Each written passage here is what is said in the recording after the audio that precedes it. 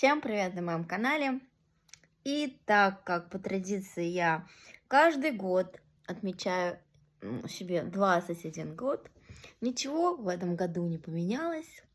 И в моем рационе ничего не поменяется опять. Я также ем овощи, грибы, сыр, белок различный.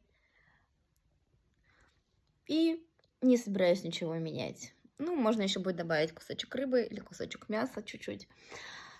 И опять буду отмечать в этом году 21 год и чилить со своими друзьями. Вот так вот. Что у нас в членовском ресторане? Все как обычно. Бон аппетит, хорошего настроения и 21 год своей жизни. Всегда. Forever 21.